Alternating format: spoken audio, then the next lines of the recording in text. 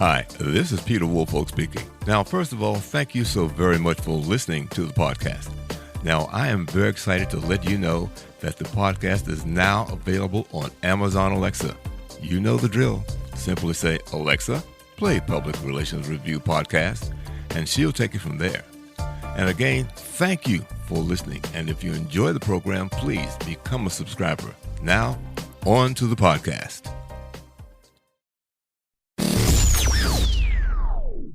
Welcome. This is the Public Relations Review Podcast, a program to discuss the many facets of public relations with seasoned professionals, educators, authors, and others. Now, here is your host, Peter Woolfolk. Welcome to the Public Relations Review Podcast and to our listeners all across America and around the world. Now, we as public relations people certainly understand the value of good public and media relations. Many external organizations also understand the need for good media and public relations, and that's the focus of our program today. Law enforcement in the state of Montana held a 4.5-day media and public relations training program so they can help their members understand the benefits of and how to promote a positive image and generate support among the public for law enforcement. My guest today is Wayne DuBois. He is the Undersheriff of the Flathead County Sheriff's Department, and of course, they're located in Flathead County, Montana. He organized the FBI LEADA, that is LEEDA program. Wayne, thank you so much for joining the podcast today. Thank you. You're welcome. So first, explain to our listeners exactly what is the FBI LEADA program. Well, basically, FBI LEADA, they provide training for all levels of law enforcement. They do a lot of training at the administrative level on down. So this particular course was a need for us and a course that they provided and has really good feedback. So we wanted to host the course and get people in it. Okay. Now, why do you believe, and from your point of view, it's necessary that law enforcement folks engage in public relations and media relations training? How do you benefit from that? Well, there's a lot of benefits, actually. You know, first off, we work for the citizens. You know, our job is to provide safety and security to our community. And so in the process of doing that, you obviously you want to be very transparent, and you want to have good and positive communication with the public. Mm-hmm. And so this course obviously kind of covered the gamut of current methods and ways to do that. But there's a principle, it's referred to as the 10th principle, and it's really about preserving the public trust. And so we can't go out and just, on a loudspeaker give every, detail of everything that we do, but we can certainly keep the public informed as to what we're doing, and that helps to build that trust and have engagement between us and the community that we serve, and we're really just fight against you don't want an antagonistic relationship with any aspect of your community. So that's why it's important. Okay. Now, how was attendance at the program? I know you had folks there for 4.5 days. Was it well attended?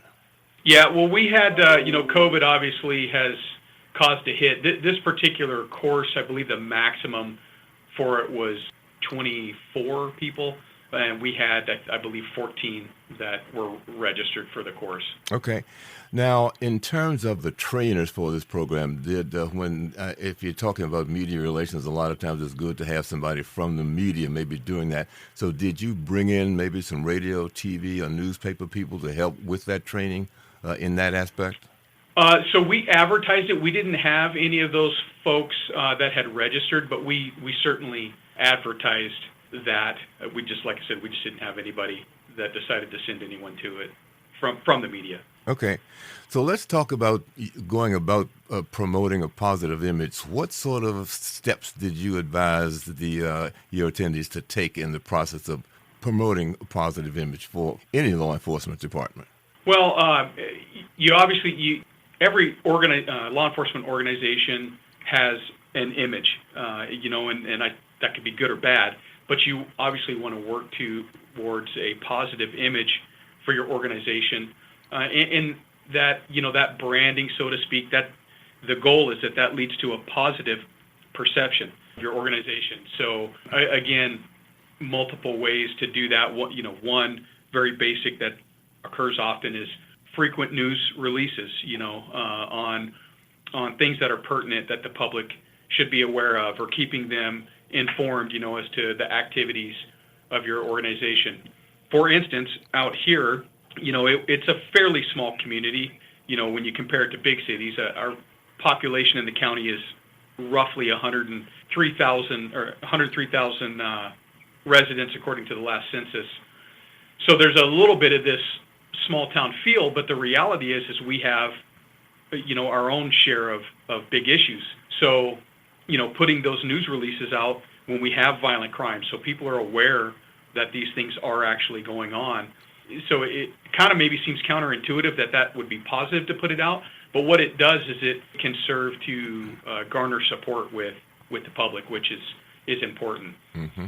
And then, of course, you've got your social media is huge now, so having a Facebook page, and we do a Facebook page where we can put out information, and we use that in a little bit of a different way, so it doesn't, that the Facebook page doesn't have all the news releases on it, but, we highlight employees, we talk about things that we're doing with the community and all of those kind of things.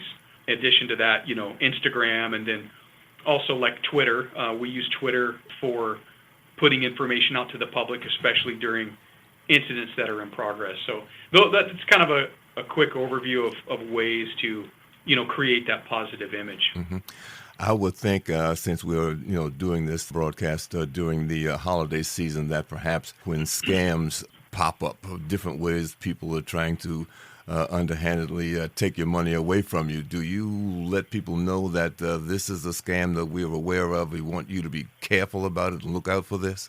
Absolutely, yeah. And we typically, what will occur is we'll get 2 or 3 calls on a day, and it'll be the same type of a scam. So we'll run that scam down, and we kind of figure out the details of it, what's occurring, and we'll put that out right away on social media. Sometimes we'll do a news release and just basically warn the public that, like you said, it's a scam, and don't fall for it. Mm-hmm. One of the other things that goes on in terms of media relations and public relations, of course, is identifying what we call opinion influencers, because people do listen to who some of these people are. Did you develop any sort of process, if you will, for helping to these influencers to understand what it is you do and sort of make positive comments on that to the public? I think indirectly we have, and a lot of that is as you gain contacts in your social media followings, you can do it in that respect. I've personally found that Instagram, you have the ability there to make a lot of contacts with people, up to and including influencers that you may not have been able to otherwise. And so on occasion, we will meet with those individuals or go to a training with those individuals, and it gives them a better opportunity to, kind of see what we're doing. And then, of course, the hope is that you get positive output from them regarding what you're doing. And we've been pretty successful in that regard. Mm-hmm. Now, of those who came to this event, did they express a need to or desire to get training in any particular areas, either collectively or individually, that was important for them in their particular law enforcement capacity? Yeah, I think the primary sentiment is, being able to get in front of the camera or have that person that is maybe your assigned PIO be able to get in front of the camera and give the correct information at the right time and get comfortable with mm-hmm. doing that. And there's scenarios that are run during the course where you actually do that. But I think, especially when it comes to a PIO, holistically looking at it, really is the gamut, right? So it's not just about getting in front of the camera on those bigger incidents, which do occur, but like out here, they don't occur as often. So if that's all your PIO is doing, they're going to spend a lot of time sitting around. So the other part was, I think, by and large, everybody wants to make sure that social media platforms are being leveraged, the best that they can be. So getting back to the part of being in front of the camera, having been involved in the government myself, I understand that, yes, the PIO for the most part is going to be your public face in terms of responding to things, but there are times because of the gravity of it or the seriousness of it that the head of an organization has to actually show up and say some things to let people know that you're taking that seriously. So did you or have you made provisions for let's say the chief or assistant chief or whoever at that level to also get some media training? So I guess I'm going to throw my sheriff under the bus. No, I'm kidding. The sheriff, he did not sign up for the training, but to his defense, currently we are actually working towards trying to get a full-time PIO or at least a part-time, which is, it's a little bit more difficult, I think, with a lot of organizations in Montana because many of them are very small, and it's really hard to convince a city administrator or county commissioners that this is important enough to fund. But we're working towards that. But having said that, the sheriff, he's normally the guy that will get on camera as it is. So he's actually pretty good at that, and he's been doing that for quite some time. So I guess in his defense, he does pretty well at it already. And I think that's the important thing too, that people can see that they're comfortable. And quite honestly, we know that it's important because when you've seen some other national incidents, I think if we look back at Boeing, that 737 MAX issue that they had, the president really never got out in front early on this thing. Particularly when they found out that some matters were hidden, not hidden, I don't think I should say, but they didn't fully disclose a lot of things, or they pushed some things to the side. And once the public got aware of that, I think that really infuriated them. And then the president or the CEO had to get out and really put out flames as compared to, having dealt with this honestly up front. So there certainly are precedents for having leaders, get out front early on for major problems.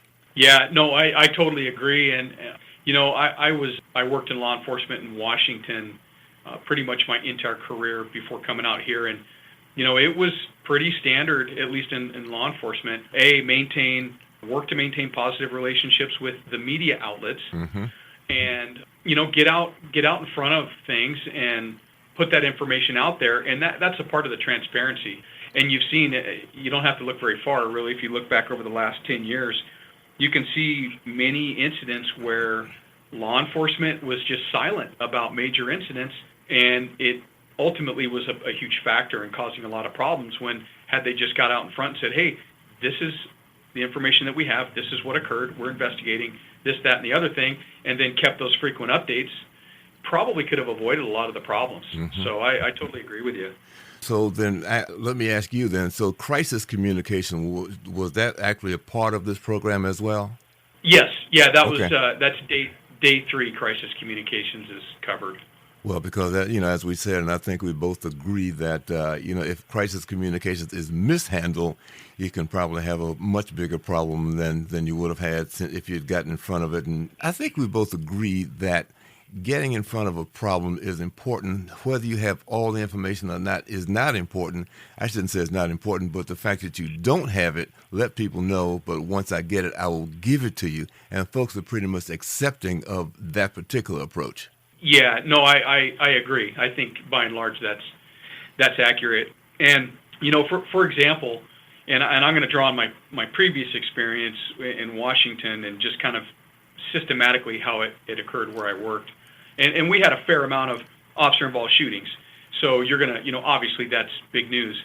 And it was pretty much standard that when there was an officer-involved shooting, you had as immediately as possible, you had some type of a release.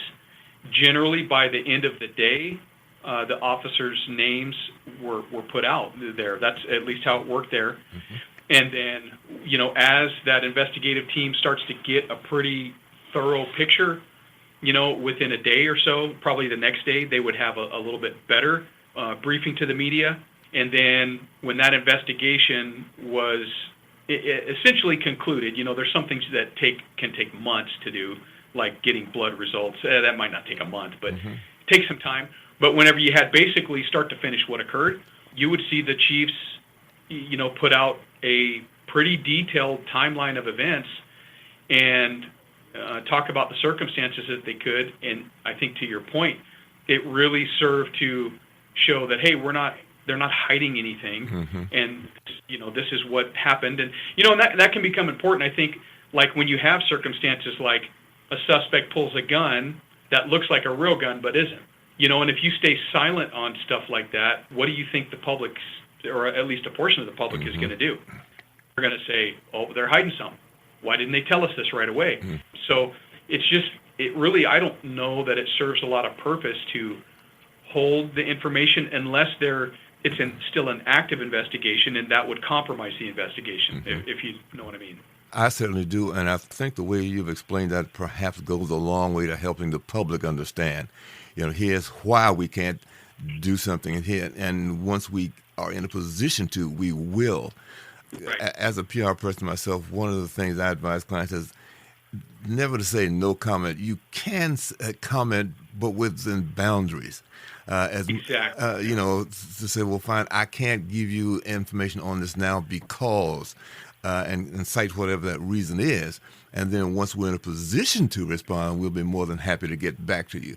People are understanding of that. And as you said, because if they think that you're hiding something, then the flame just gets a little bit bigger and causes a bit more of a problem for you. Yeah, very true. And I agree that the no comment thing is just, honestly, it's a thing of the past. It should be a thing of the past. I mean, that's not, I just had a conversation about this last week too. And yeah, I think generally that should be avoided. And like you said, just explain why, and let them know that as soon as you can, you'll get them that info. Now, have you had any tricky situations in your experiences in law enforcement where your public relations background and understanding and skills really came into play? Yeah, I mean, so again, going to my previous experience, we were a little bit different because it was commonplace for the on-duty patrol supervisor to give a quick media spot. And, obviously, if it was a major thing, that would not be the case. But, we would often get media calling and saying, hey, can we do a quick interview with you? And I'm talking about myself when I was a patrol sergeant, about this incident. And, of course, we had parameters on when it would exceed that, but that was common. So I became fairly accustomed to getting in front of the camera and discussing the information that we could discuss. So, I'm trying, I can't recall any particular incident, but I think just over time doing multiple, you get comfortable with it, and you get comfortable interacting with those media people, as well. And so, but I think that's important, and we're not there yet, but we're trying to move that direction here, because oftentimes when the media calls, it's going to be a wait for a commander or the chief or sheriff, depending on what it is. So if you actually want something on camera, again, depending on the severity of it, you may be waiting a while to get a commander or someone else. So, Well, I think one of the other things that I'm hearing you say is that you're developing a relationship with the media certainly helps, because once they see that you actually do what you say you're going to do, that builds a comfort level, and they're a bit more tolerant. They're not trying to trap you, and they understand how you maybe the limitations you have. But being comfortable with and having a positive relationship with the media can go a long, long way for any organization. Yeah, no, it totally can. And again, my previous experience, I saw that for years and years and years. One thing that did occur since I've been out here is we had earlier this year, we had an officer-involved shooting where a suspect actually shot at some of our SWAT team officers first. And there was a particular media outlet that I'll just leave them unnamed.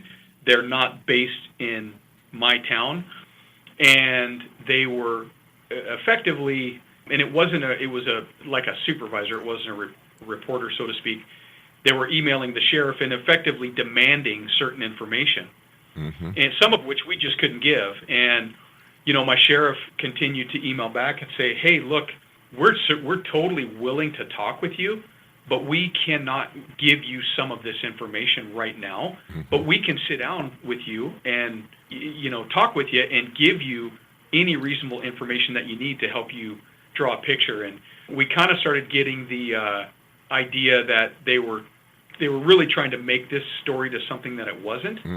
But we continued. We made multiple attempts to have a meeting. We actually had it scheduled on a couple of different times, and then that person backed out of it. But I think, to your point, even though this had the potential for kind of putting we believe they were trying to put a negative light on what occurred because they didn't have all the information.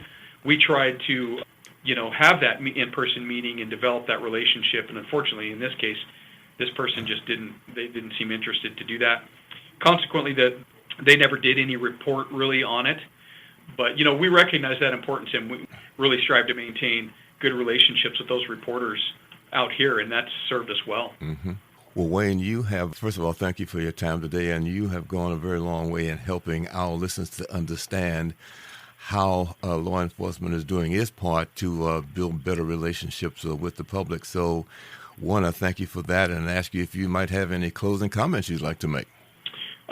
Just appreciate you asking me to do this. I was actually kind of flattered that you reached out. And yeah, I think just kind of the whole theme of this conversation is it's very important, and I think never more important than in today's day and age for law enforcement to work to have a good capacity for putting information out in a transparent way to the public, and that should serve to help you. And I would encourage all law enforcement organizations to do that. Okay. Well, again, my guest today has been Wayne DuBois. He is the Undersheriff of the Flathead County Sheriff's Department, and of course, they're in Flathead County, Montana.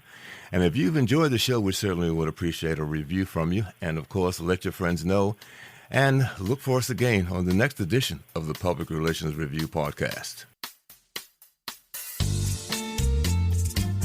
This podcast is produced by Communication Strategies, an award-winning public relations and public affairs firm headquartered in Nashville, Tennessee. Thank you for joining us.